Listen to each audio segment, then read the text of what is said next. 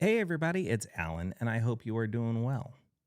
So, today, instead of the 2-for-1 format, I'm actually going to give you a 4-for-1. I've been doing this thing featuring the warning to start the video and then not telling you who the other artist or song is going to be until we get to it. I kind of want to see what you all stick around and listen to, and if you even give the last artist or song a shot. I can check the analytics and see that sometimes you haven't. So with that said, we're going to do the Warning's new song, Ego. And I'm actually going to give you 3 different fan cam versions of it because I have yet to find a good professionally produced version of it. So this is 3 fan cams from the same performance. I haven't watched any of them.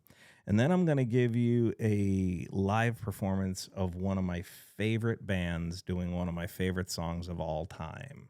Por primera vez en vivo, esto es Ego.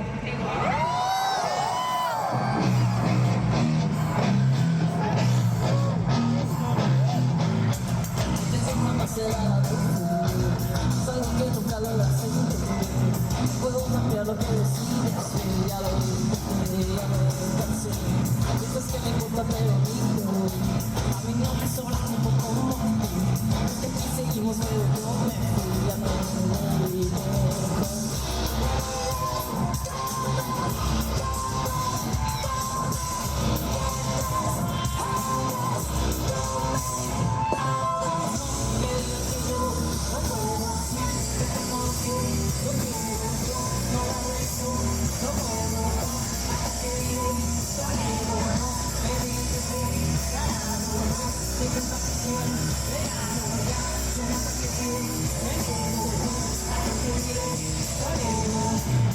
Si me oyes sonreír, yo no puedo vivir así.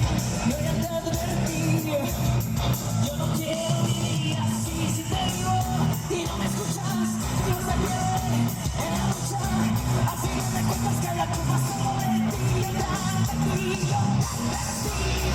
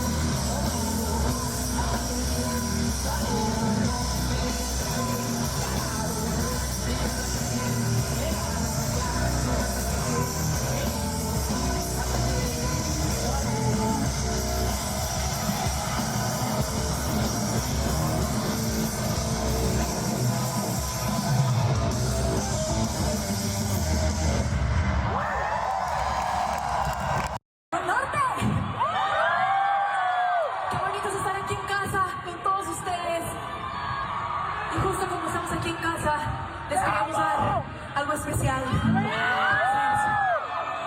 Por primera vez en vivo, esto es Ego.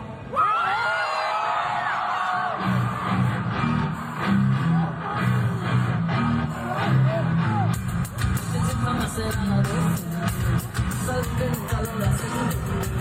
Puedo cambiar lo que decides, ya lo descansé. Dices que me importa pero a mí no me sobra tiempo como a ti. Desde aquí seguimos pero yo me fui, ya me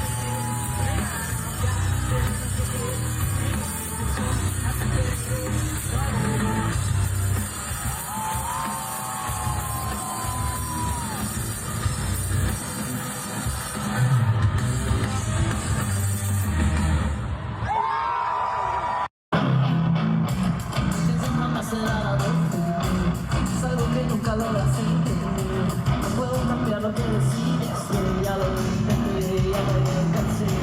Piensas que me importa pero ni yo, a mí no me sobra como a ti. Desde aquí seguimos pero yo me fui, ya no me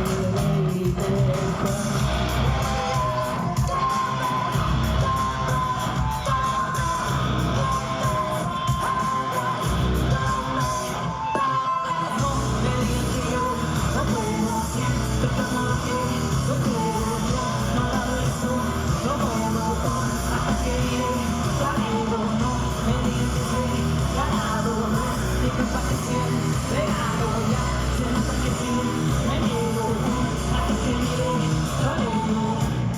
Si me odias a mí, yo no puedo vivir así. Yo ya te advertí, yo no quiero vivir así. Si te digo y no me escuchas, digo se pierde en la lucha. Al final de cuentas cae la culpa sobre ti. Yo te advertí, yo te advertí.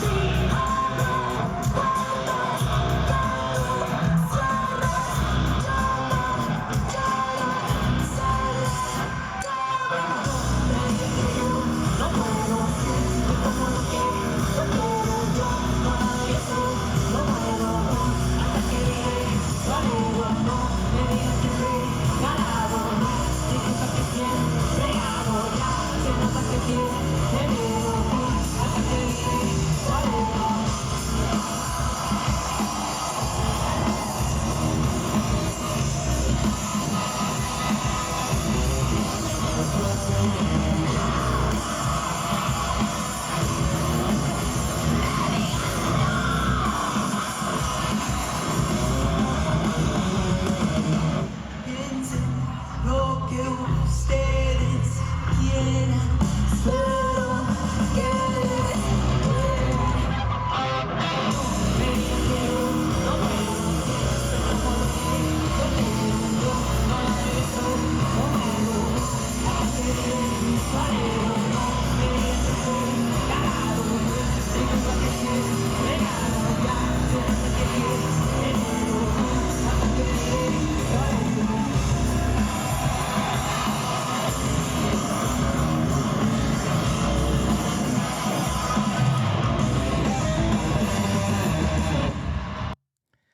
So, 3 versions from the same performance, all done on cell phones. And as much as I love the direction that I'm hearing them go with that, and I am super, super, super excited about the new studio recordings.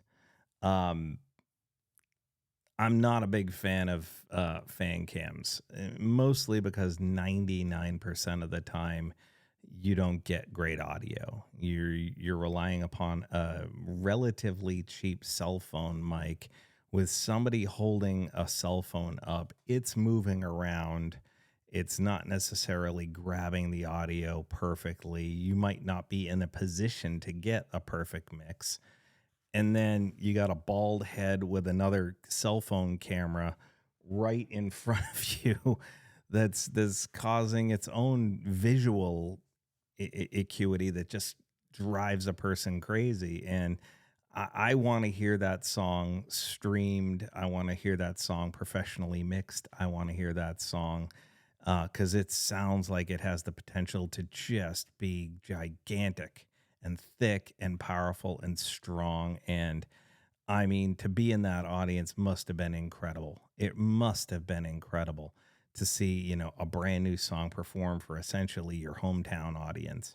And I understand and I have the anticipation, but I've mentioned before that I have really crappy eyesight. I'm partially blind.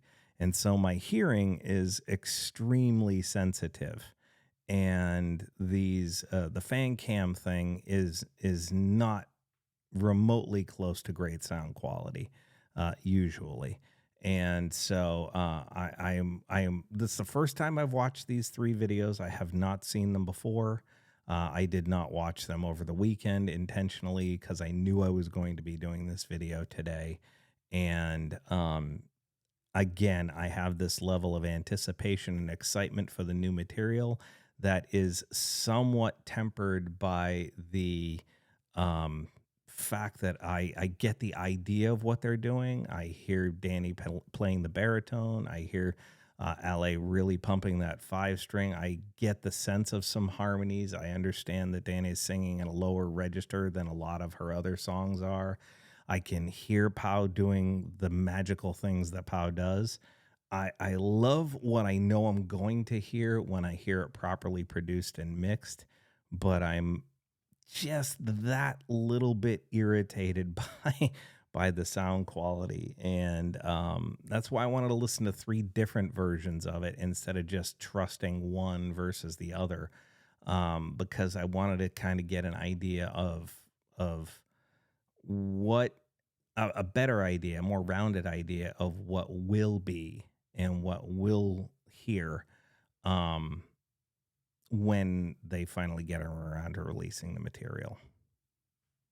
It's just my feelings on it. I'm excited, but tempered a little bit by the audio quality of these 3 fan cams. And I'm sure somebody out there might show me or send me a link to a video that's got better quality sound.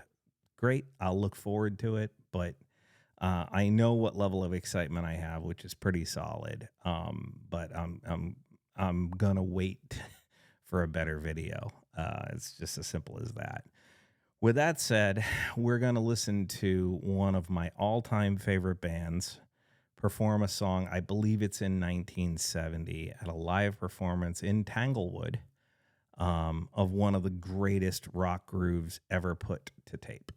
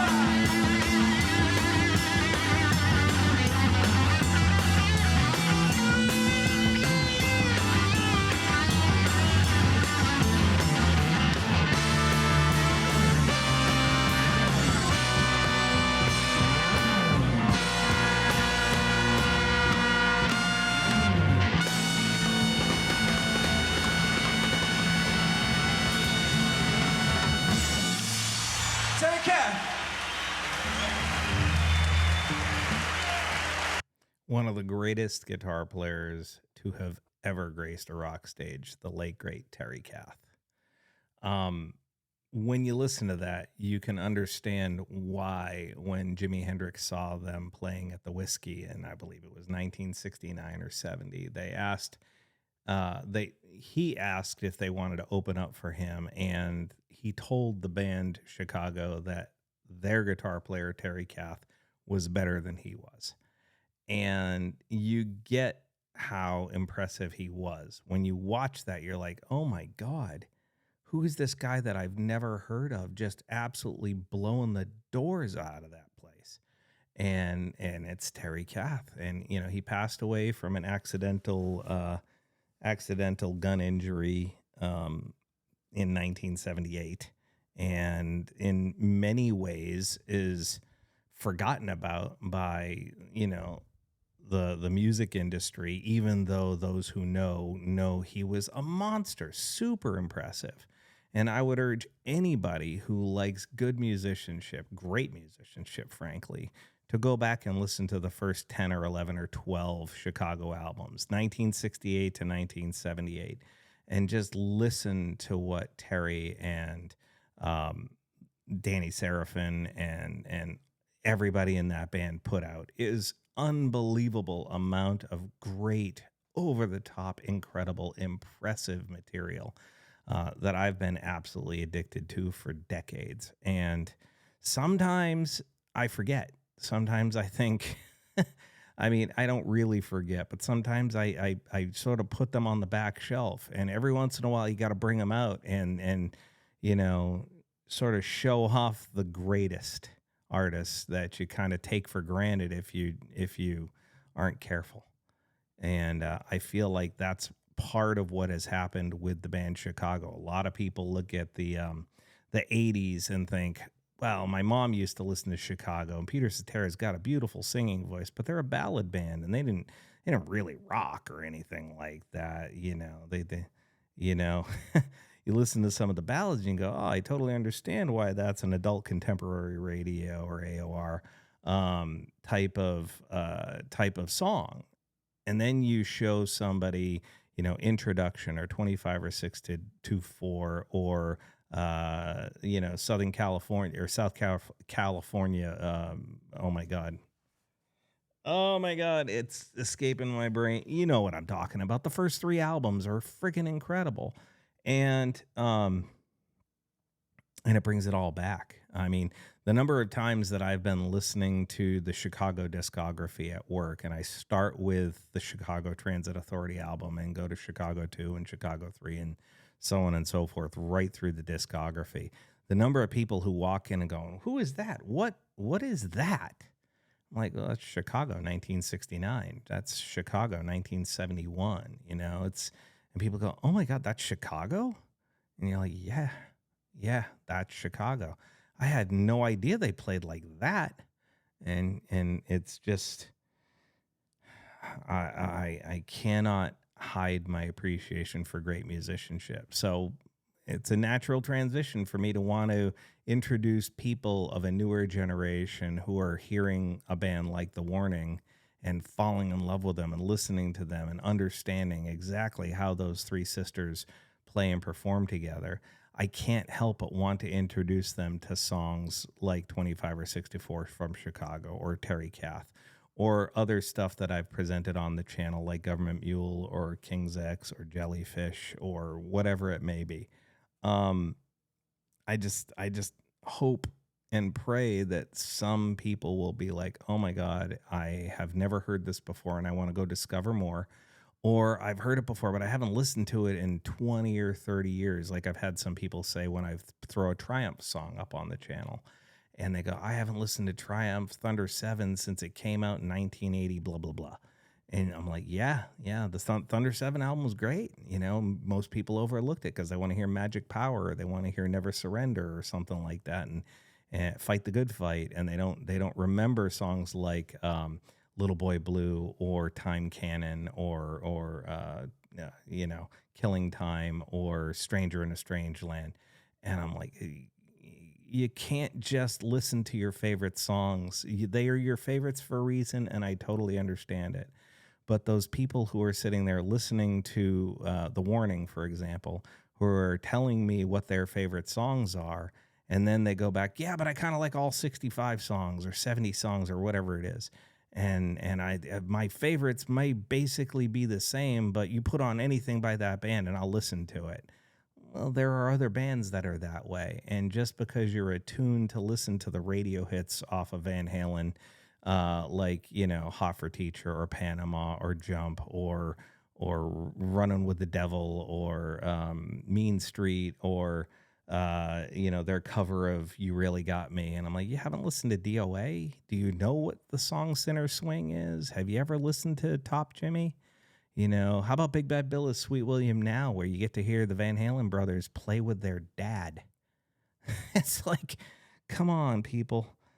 Let's open our minds up a little bit and listen to just a little bit more than what's fed to us by an algorithm. Let's beat back the machines and take music back to the human level. Anyway, I'm off on a diatribe and I apologize for that. Please feel free to leave a comment. We could talk about it further. Just know that I appreciate all of you and I wish you well.